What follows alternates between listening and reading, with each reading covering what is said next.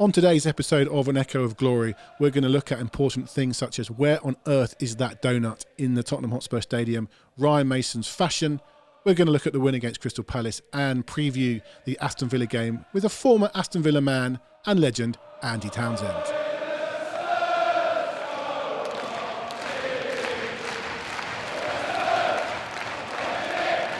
Welcome to An Echo of Glory, the Tottenham Hotspur podcast that gets deep down into the minutiae of Tottenham Hotspur Football Club, asking the important questions like where on earth is the Lotus Biscoff donut that I've seen on Twitter? Cannot find it anywhere at the club.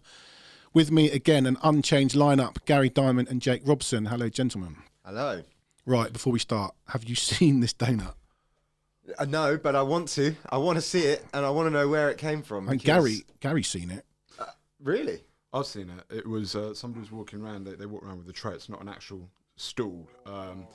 So you've just got to be there at the time that person's walking around with a tray. But to be honest with you, I'm on a different quest because since the United game, when I saw Ryan Mason wearing that Tottenham hoodie, and I'm not one to deck myself out but in football garb. I kind of object to people that walk around looking like the club shop's thrown up on them. but he's wearing this black hoodie here with the emblem. God, that is smart, it's isn't it? Very nice. I've been on the website and literally they've all, since that game, they've just sold out. So if anybody at Spurs is listening, get more in because I'd love to get one of them.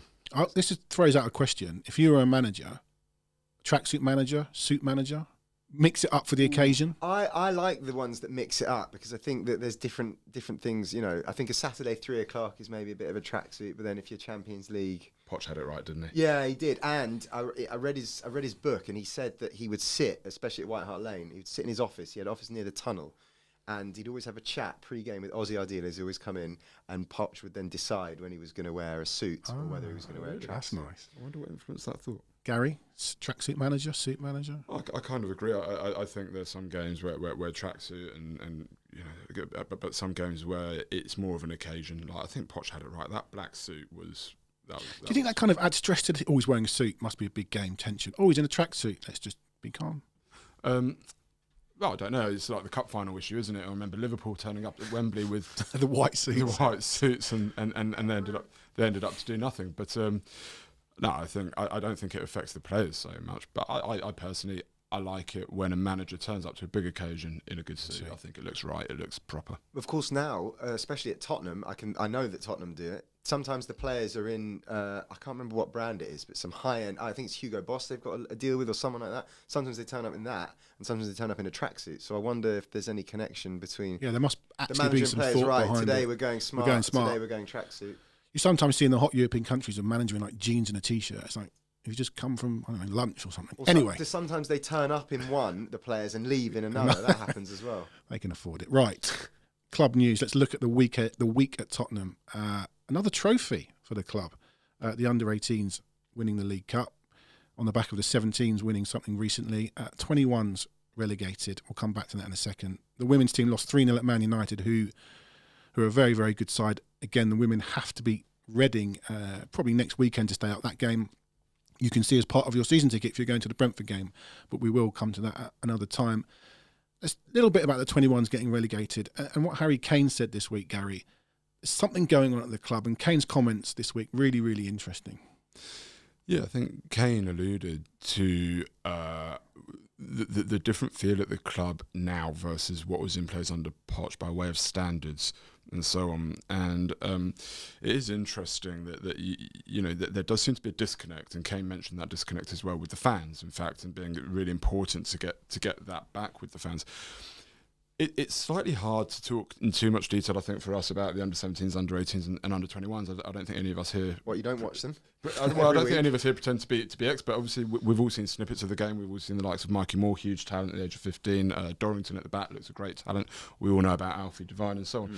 But to sit here and talk about what has gone right for the under-17 and 18s versus what's gone wrong for the under-21s is difficult, except that it does show some sort of a disconnect that perhaps hopefully Scott Munn will come in and look at, and the new director of football. It is crucial that I think as a club we are breeding players to come through playing a certain style, a certain system, and who can seamlessly come into the first team. I think that's what the best clubs do all the time. And if that isn't there for the under-21s, that being the biggest next step to the first team, then it is obviously a cause for concern. Jake, does it bother you that a club like Tottenham, with the facilities we have and the stature of the club, that the 21s are being relegated? I've read that there are extenuating circumstances. I'm sure there are. Does it bother you that happens? You just think the club need to unite and sort this out? To be honest, I'm not that bothered in the sense that I think the thing that attracts young players, or even not young players, to Tottenham, apart from maybe the stadium, is the training ground. And I think if the Tottenham under-21s get relegated, for example, I don't think it's going to necessarily stop younger players looking at that place and going, I want to play here. Because ultimately, I would imagine it's all about the first team, the men's team. And obviously, people may be not happy where they're at the moment, but they're a Premier League side at the end of the day. So people are going to come to the club and say, I want to be here. And I don't think the under-21s, I might be wrong, but I don't think the under-21s getting relegated necessarily should have that much of a bearing on that. And hey, they might not get relegated. Right, so let's talk about the men's team. 1-0 home win against Palace. The team came out and, surprise, Emerson Royal in the starting lineup. Was he going to play right back? Was he going to play right side of centre half? We weren't sure. Bissouma on the bench, also a positive. Jake, how did you see it? Well, I saw the team and I suddenly thought, is actually a back four on the cards here? And the only reason why is because I was at the press conference on Friday, and Mason was asked whether he might go to the back four, because obviously we've seen it once and it was a disaster. But they did. The suggestion was by some of the print journos, might you go to the back four? And he kind of gave this look. He sort of looked to the side and then said, we're going to train this afternoon. We'll have to see what happens. So then when he left, all the print guys get together and decide which story they want to go with. And they're all suddenly looking at each other going, is he going to go with the back four? And then they're thinking, well, he's not going to play Porro as right back, because we know how that ended.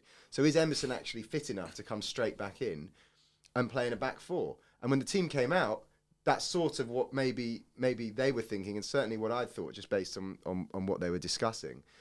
I don't think anyone had Emerson as the right of it, the Kyle Walker of the Tottenham team. I think it was interesting because when I looked at it, I thought there's no Kulusevski. Porro is going to be a direct swap. He's going to play right wing. Didn't happen really. He played alongside Emerson. That worked really nicely, didn't it, Gary? What I liked about it was, straight away as the team comes out, I think it was one of the first times this season that suddenly my excitement for the game grew, because it looked like a different team. It looked like we were going to try something different and do something different. And also, I was impressed with, it made sense. Their biggest threat was Zaha. And this was clearly a team that was designed to completely nullify Zaha, be able to double up on him at the same time as give Porro the width and freedom to attack. So I like the tactical aspect of the decision behind it. And like I say, the whole team selection just made me, before, even pre-game, just go, okay, I'm looking forward to this a little bit more than even I was before. And what about your thoughts on Emerson Royal, a man who during the season has been booed, and I don't think any player should ever be booed, but it happens. But then against Man City, standing ovation, cheered off the pitch. He wasn't in our five to go last week, I think. Absolutely rightly. Not, yeah. And I think he's the way he's transformed. You see this story of I've spent £1 million on trying to make myself better. Don't know if that's true or not. I'm not sure he's £1 million better off. But how do you feel about him coming back into the side? I think it was a real positive. I think just generally, we as fans, with the advent of social media, have to be really careful. In a week when Kieran Trippier has spoken quite openly about some of the abuse that he got online in his final months at Tottenham, and he had a terrible season, but there's just never an excuse as fans to dig out players. I think it's abhorrent and disgusting, and it just shouldn't happen. And when you've got a young kid like Emerson Royal, and we forget he is young, and he's coming to a new country, it's a similar situation to Porro, who hasn't hit the ground running, but we're seeing moments of his ability. We've got to give these guys time. What I do like to look at is how committed are they, how focused are they, and Royale certainly seems to be all of those things. I also like things like, for example, him and Richarlison going to watch the younger age groups. There's been photos of them. They're invested, and that's all really you can ask for. In terms of his actual ability on the pitch, I'm not sure he's a right wing back, and I think all of us sort of said, well, he's not a right wing back, but he is a very good right back. I think he's a right back in a traditional 4-4-2, which doesn't really happen anymore. 100%. And then I had reservations about him at right centre back. I didn't know if he was a good enough footballer, technically, to play that position.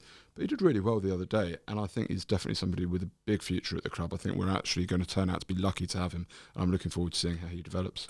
I don't think anyone was comfortable when they saw him at right centre back, but obviously the way it turned out was brilliant. I think the point that you make though about Emerson Royal, he's come from way back when. He came from Barcelona, didn't he? So there's obviously a player there that you don't get into that Barcelona setup if you haven't got something. And he's come over, and maybe he hasn't been as good as we as Tottenham fans thought that he might be at times. But I think it's very difficult when you're constantly changing managers, different philosophies for young players specifically to come in. And I think that some of the others, we had this last week, I think Sessegnon might be one who's sort of suffered a bit from that. And perhaps Emerson might be the same. Maybe he hasn't been played in his best position. Maybe he's being asked to do something that he's not that comfortable with. And certainly, you know, as we've always thought that defensively he could be pretty solid, maybe not going forward. Hey, maybe this is the way forward for Tottenham. Maybe that back three could be the back three that starts next season. Right. So sticking with that back three chat, no Eric Dyer. So we all like Ryan Mason. He cut him, he bleeds blue and white. There was this talk that maybe he's mates with all the players. You'd assume, we don't know, that he's mates with Eric Dyer. He's made a big call. The call that we all thought should happen hadn't happened. He comes in. Dyer said a couple of poor games, gets dropped. I saw a Crystal Palace vlogger at the stadium. I watched it back after the game. And when the team came out, he was upset that Eric Dyer had been dropped. Now, that may sound disrespectful, but Palace wanted to see Dyer play because he's been poor recently, and we all hope that he can turn it around and be a great player and all that. But he's been poor. He's been dropped. So that's a big call from Mason, and the right call. I think, it turned out to be. I mean, I reserve judgment until if he sticks with this back three for the rest of the season, then I think we can make a call. Did he get lucky on the day? Were Palace not as the Palace that they have been? Let's see. I mean, we've got to be happy with it, but I think we need to see a bit more before we can. But it's important to make those calls. Absolutely, it shows that he's not afraid to make the big calls. But also, is it easier to make those calls if you know that you might not be there next season? I don't know. Okay, so let's talk. Right. Yeah. Because I'm starting to think this ain't just thrown together. We win the next 3 games, and it's Tottenham Hotspur. Who knows what's going to happen by minute to minute? It's just starting to creep into my head that I keep saying it. You cut him, he bleeds blue and white. That's not a reason to be manager, but it's certainly a great start. If Ryan Mason continues on a little bit of an upward curve and we do really well, and it seems certainly Harry Kane likes him. That's so important. Where are you on actually? Could this guy be the manager? Or are we not quite there yet? Or is he not quite there yet? I think my instinct is that in some ways I would be disappointed if next season Ryan Mason was our manager. With that said, as I look at the potential candidates that are being discussed, the only one that I think is an absolute slam dunk above Ryan Mason is Julian Nagelsmann, right? I mean, that I think that just goes without saying. But if I look at Ryan Mason and then I think Arne Slot or Xavi Alonso or whoever else it is, these aren't guys with vast amounts of experience who have really established themselves in the game. And I do wonder at that point if I might think to myself, well, if it's not Nagelsmann, would I rather Mason over any of those guys?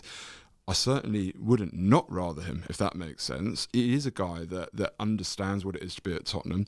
I do like the decisions he's made, such as dropping Eric Dyer, such as bringing in Emerson Royal. And you mentioned, the defence, maybe they got lucky against Palace, but actually the whole team seems to be pushing 10, 15 yards higher up the pitch. That helps us defend, right? It's what we've been asking for.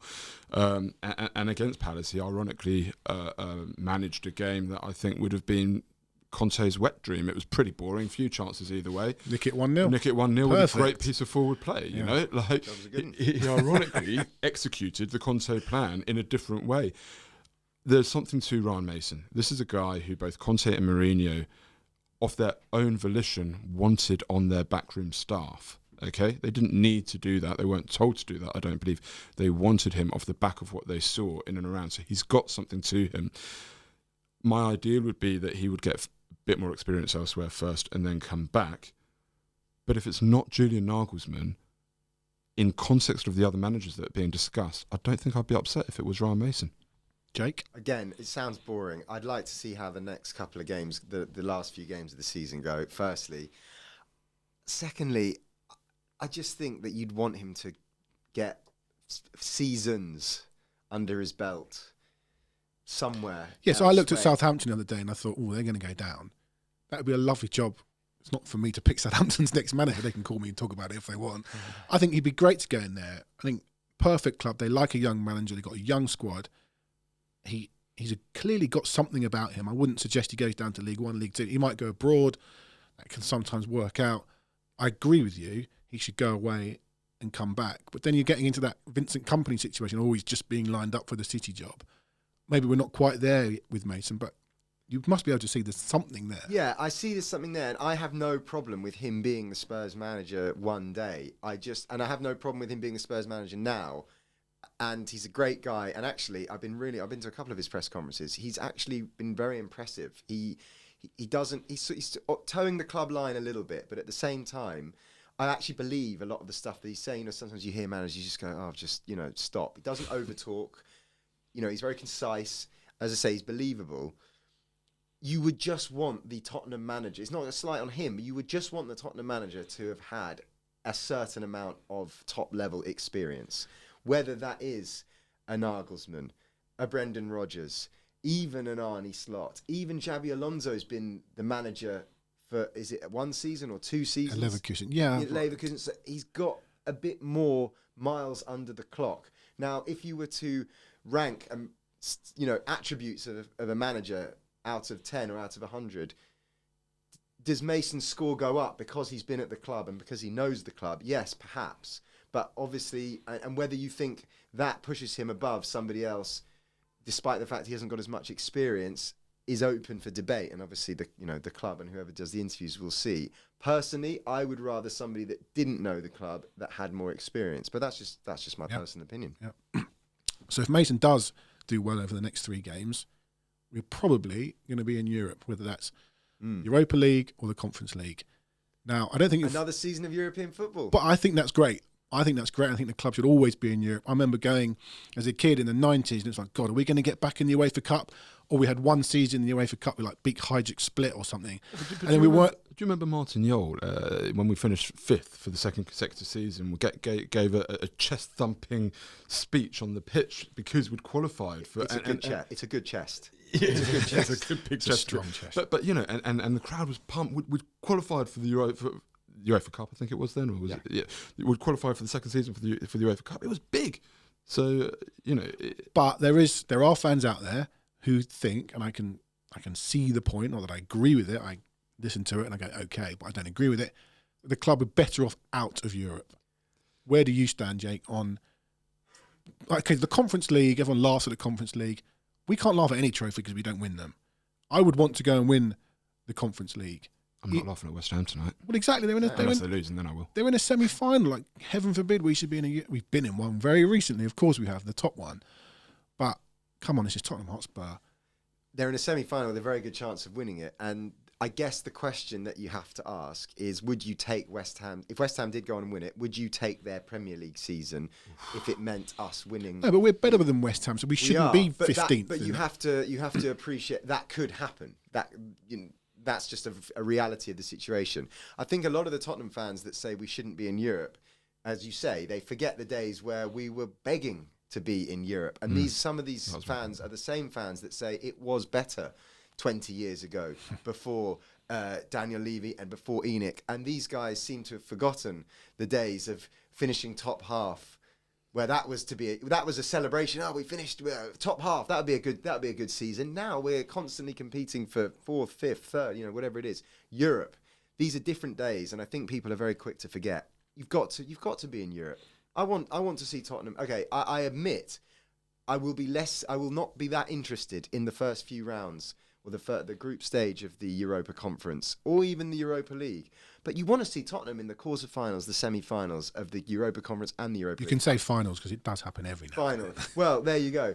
You want to see us in the latter stages of these tournaments. I think the problem that the fans have is that they say that we should focus on the league, and the Europa Conference would get in the way of that. Yeah. And the problem with that is it gets in the way if you don't if you're not prepared to actually play a strong team in those, That's if a great you get point. knocked out early and you're losing league games as well, then the whole thing is a disaster. You've got to say, you know what, we're going to go out to win this. A bit like West Ham. This is the problem we've had. Sorry, Gary.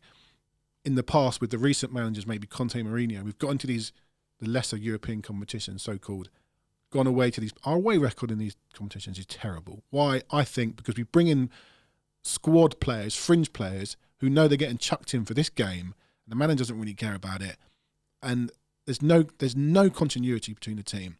I would rather, if we got into the Conference League, play some of the 21s, bring in some young players who should be good enough at that level to give them experience.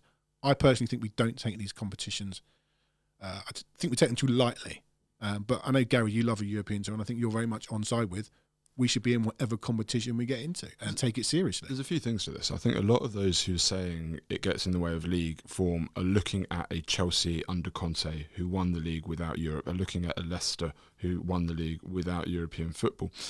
And if you had the possibility of looking into a crystal ball and you know, sliding doors, one crystal ball there, one there, and this was without Europe, and you would say without Europe we won the league, then yeah, of course, but we don't have that. So we've got to look at what is right for the club, what's best for the club, okay? And what's best for the club, I think, has always got to be European football. Number one, the coefficient points, even through something like the Europa Conference League, the coefficient points you get mean that you get more favourable draws when you get into the Europa League or the Champions League, and that is critical. I think European football as a whole, for the status of the club, is critical. I think it's important as an opportunity. You mentioned the changing of teams, but I think if you're going to have a competitive squad, you need to have 23, 24 players, any one of whom should be able to come in and be a first-team player. That shouldn't be a first team and a second team. But I do think that But it has felt like that. It has felt like that, and that's probably the issue, right? Is that it has felt like that. But actually, if the squad was deep enough, and that might be the actual issue, that the squad hasn't been deep enough, and the quality of players coming in hasn't been good enough. But if the squad was deep enough, and you had, let's say, an Emerson Royal or a Porro competing for a first team spot, don't forget formation, but you know, for a first team spot, then whichever one is coming into that European competition isn't saying, I'm here because I'm not playing on the weekend. They're here because it's an opportunity to fight for their place from the weekend or whatever it is. And that's the way. That's what Europe should be for a club like Tottenham. From a completely selfish point of view, one game a week, I'm bored stiff at the minute. I love watching Tottenham, right? I want to watch Tottenham. I would watch us 3 times a week. You want to watch Tottenham 3 times a week? I love it. I love it. I look forward to it. I look forward during the day. I'll be at work and I'll be thinking about the game later, you know. One game a week at the minute, it's not for me, that. I want a couple of games a week. I want us to be playing. I want us to be playing regularly. I think it's just best all round. Just on Conference League, let's say we do finish in that position. We can't speak for him. If it is Julian Nagelsmann, does he look at it and go, oh, I don't want to be in the Conference League? Is that important to get into the Europa League for the next manager? Or does it not matter? Well, I think the Europa League over the Conference League probably matters. Who knows? I don't know how you can't say how he views it. As a fan, you want him to come in to the club and stamp his authority on the club and say, you know what? A bit like has been done at United in the last seasons when they were in the Europa League. Jose Mourinho came in and won it, didn't he? Solskjaer got them to the final. I want the new manager to come in and say, actually, this is a chance to win something, and we're going to go for it. And I have to disagree with you, Johnny, about the under-21 thing in the Conference League, for example, because I think that is taking it too lightly. And I think when you come up against sides, in inverted commas, lesser sides, the 4th, 5th, 7th place team from Belgium or wherever it is, they're going to put out their best side, aren't they? So that team's playing every week. They're well drilled and they know what they're doing. And you chuck in, 10 changes as we've done. You putting just a mishmash of players together that have never played together, and then we wonder why we get beat. It's actually quite obvious because you're playing against a team that knows what they're doing, and the Tottenham team doesn't know what they're doing. That's a good point. I suppose we're a big scalp. I remember when we played Rennes. That atmosphere there was incredible. It was they're a decent side, but it was a really tough game. So yeah, that's a fair point. I didn't mean chucking in the full team. I just think I've looked at it in the past and just seen that it just seems disjointed and players looked a little disinterested, getting chucked in for this game. When we played that Pacos Ferreira away from home, I think they got relegated from the Portuguese league a year later. It was a shocking performance of a mishmash of a team. So there has to be some continuity to make an assault on these European trophies. I think you asked a question about would Julian Nagelsmann, if he were to be manager, be interested in us in the Europa Conference League in the sense of be interested in winning it. I think we touched on the point last week that any manager that comes in needs to be committed to the club for 3, 4, 5 seasons. They need to be building something, and part of building something is mentality, right? And I think any manager worth their salt, and I'm going to be careful here because Pochettino often played down the League Cup and the FA Cup, and top four was more important. And I understand where he was coming from. I think we all do, right, if we put on our thinking caps. But it could also be why we didn't quite get over the line with him, because he didn't breed the mentality of winning. And even if it was the Europa Conference League, I think a Julian Nagelsmann will come in and say, this is an opportunity to win a trophy. For a club that has been starved on it, let's really breed that mentality of success. And I'm going to be here for 3, 4, 5 years. So it might only be the European Conference League this season, but actually that leads to the Europa League next season or the Champions League, and it breeds that mentality of every competition, every game. Yep. This is the attitude, this is the standard, and this is the level. And the thing that follows on from that, just very quickly, if, for example, he wants to play, I'm not sure what formation he likes to play, but in years gone by, say he wanted to play with wing-backs, if you're going to take a European competition seriously, you need 4. You need 2 on either side that can play in those positions. And we saw it, Poch did it when we had Aurier and we had Trippier, and I forget who we had on the left. We had Danny Rose and we had Ben Davies, and he would swap both for the Champions League games in midweek. So he knew that we wouldn't be lacking energy going down the wings. I think we were playing with a back 4 at that time, but you knew that he was going to change it more or less every time. And that's an example of where you need the squad to be able to big enough to be able to cope with that. And he needs to be backed with that, whoever the new manager is. Right, as we said, we're not going to get into Europe, I suspect, if we don't beat Villa. So let's preview that game now with a man who's played in this fixture many, many times. Delighted to now be joined on the show by former Aston Villa midfielder, captain, legend Andy Townsend. Andy, thanks for joining us. Good to see you, John. Good to see you guys. Cheers, Andy. We're going to take a look at the game at the weekend shortly, but I just wanted to start by getting your opinion on the situation at Villa.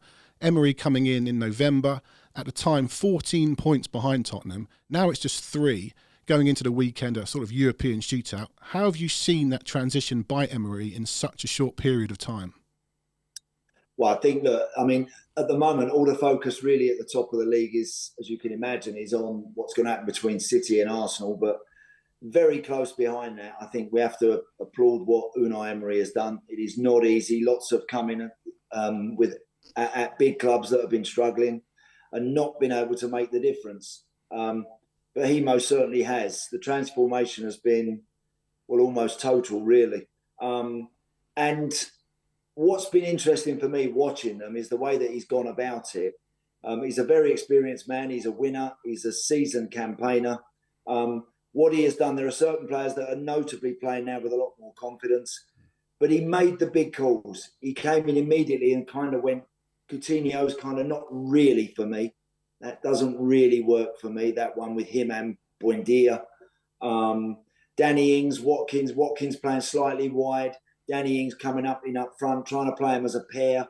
That doesn't really work for me either. So he's gone for Watkins and Danny Ings has moved on. So he's come in and kind of made some big calls without blasting it from the rooftops. But he's kind of done that, I think, quite successfully. And others have notably improved confidence-wise. Tyrone Mings looks a different player right now. So I think there's clearly tactically a lot of what he's done as well is very good. But he's made those big calls, I think, within the squad, and he's stuck to it, and it's working.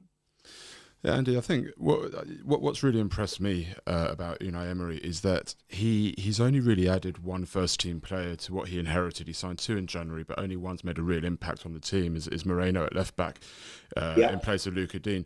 If I sort of compare that to Tottenham, we had a similar January. We've had Pedro Porro come in. He's the only one that's come in and made an impact. Dan Juma hasn't really yet had that opportunity. But I guess the question for me is, as you look at the Tottenham squad in its current guise, with similar sort of an impact from a manager like an Emery coming in, where do you think this Spurs squad should be? Where could we go with the squad in its current guise? Look, clearly the season has been. I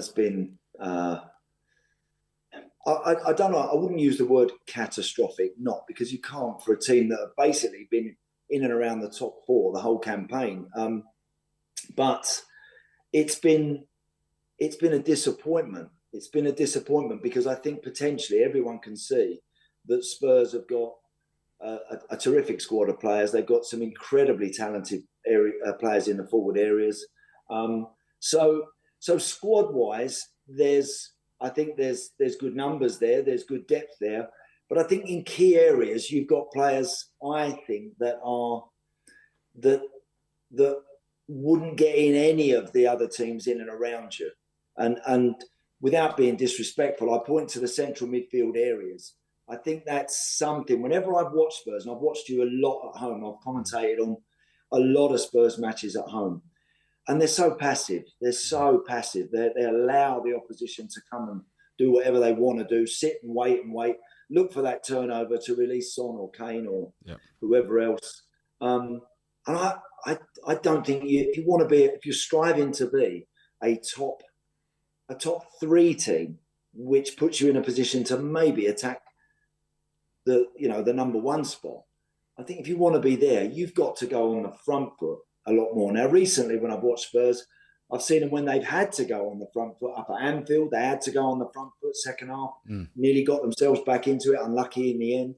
Seen you at home a lot recently, where I watch a first half performance to a second half and it's chalk and cheese. There has to be a different mindset. I don't think up front when you're out of possession you work hard enough.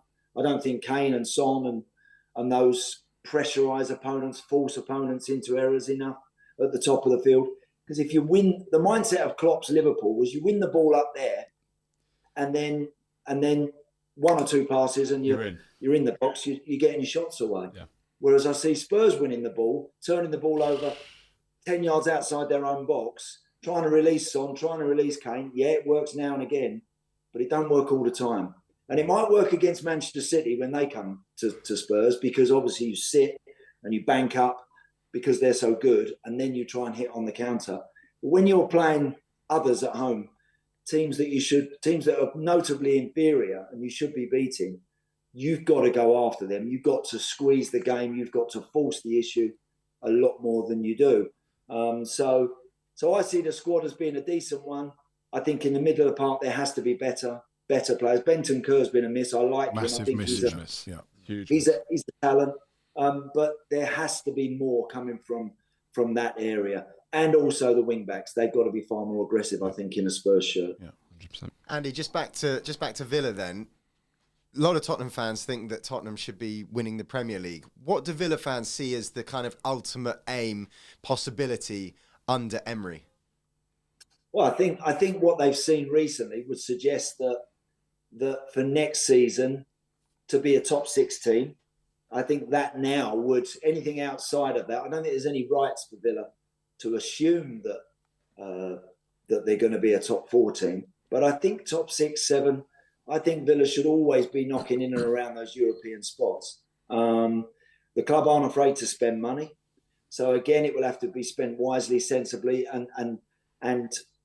but if need be, it's got to be spent in quantity. You know, they've got to be prepared to go and buy not 20, 30 million pound players. Let's be honest, 20, 30 million pound players nowadays is a toss of a coin. What you get, you really don't know whether it's going to work or it's not.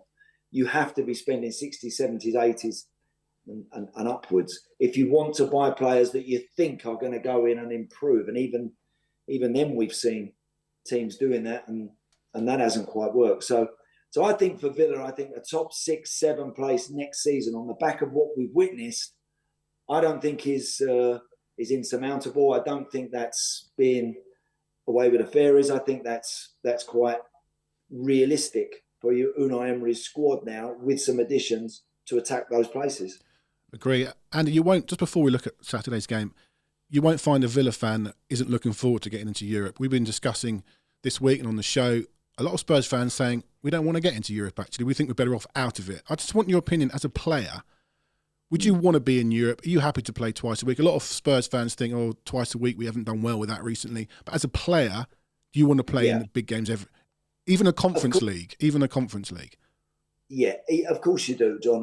And if Spurs fans are saying, no, we don't want to be in Europe, then look, Spurs are in no position at the moment to kind of think, we're going to put all our eggs into a top 4 FA Cup position. You know, part of, I think, the process of getting to where Liverpool have got now under Jurgen Klopp. All right, they've suffered a little bit, but I mean, in terms of the success they've recently had, City, etc.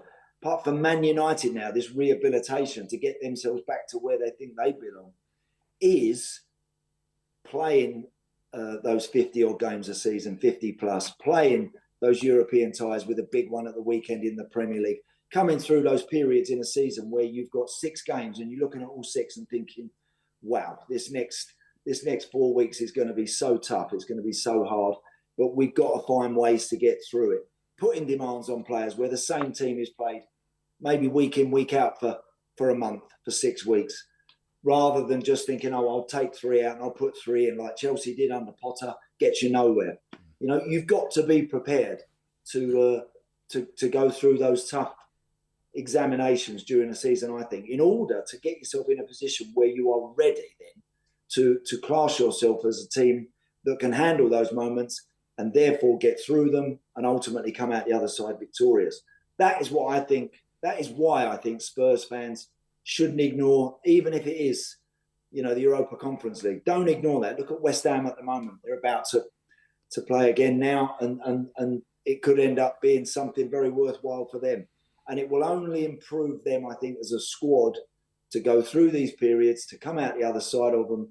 And I think it's very important for players and fans to understand that you can't ignore stuff like this. You've got to be able to show that you can handle it as a group. And I think it's important you go through it. Yeah, I agree with that. You can't turn your nose up at these things. Just looking to Saturday, Andy. Villa, a couple of defeats on the spin. Villa were excellent at Spurs. I mean, Spurs were poor New Year's Day, but Villa were excellent. Just thoughts on the game Saturday. How do you see it going? Again, as you say, you know, Villa have been so good, and they've just had it tougher for a couple of games. Spurs, you know, again, you're never totally sure what you're going to get. So I think it's a tough one to call. I think it's a tight game to call. Ordinarily going into this one, you would have thought that, again, with Tottenham, with the forward players that they have, you would think that would give Villa problems. The improvement I've seen from Villa is I'm now seeing a back four and a goalie that I think can handle and can operate against some of the very best teams and very best players.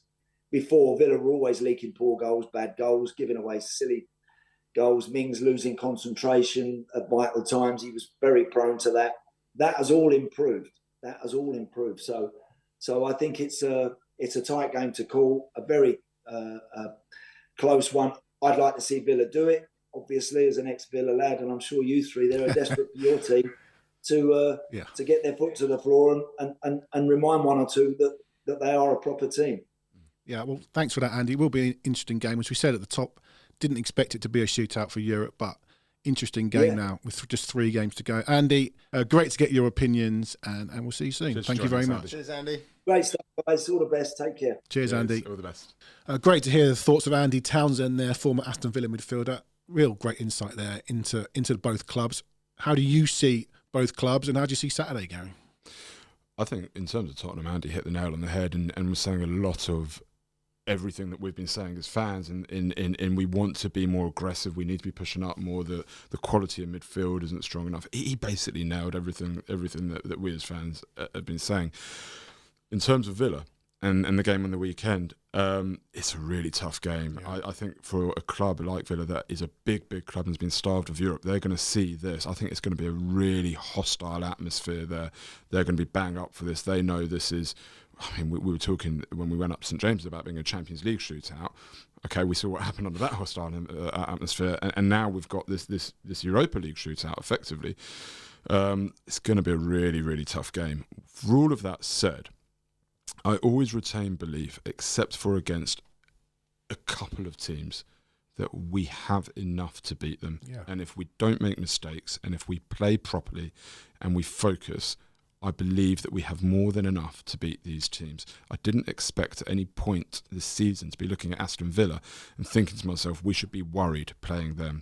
And that might sound arrogant, but it's just a fact of where Tottenham are, right? And where we have been and where Villa have been. They've been superbly coached, Villa, which is the biggest cause for concern. But as we look at the teams, I say to myself, we should beat them. I'd be very disappointed to come away with a defeat. I'd take a draw, but I'd want us to really go out there and show what we should be, really, and go and just beat them and get Europa League nailed down. I think the Villa defeat on New Year's Day, I don't know if you were there, Jake, it was the worst performance of the season. There's some chatter that Conte should have gone after that game. I don't know if I agree with that, but it was really, really poor. So an improvement on that is definitely needed.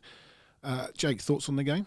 I think we have to be happy with the draw. I think going to Aston Villa, their away form recently hasn't been very good. At home, though, you saw what they did to Newcastle in the middle of April. They absolutely obliterated Newcastle.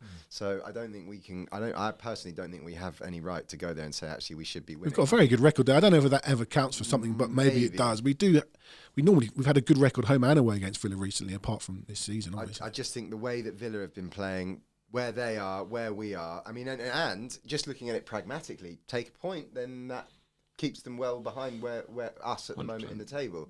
So actually, not that we would go and play for a draw. I just think if we end up drawing in the end, I think you've probably got to take that away. I think it would be a very good result. To come away with a draw keeps us very much in the driving seat.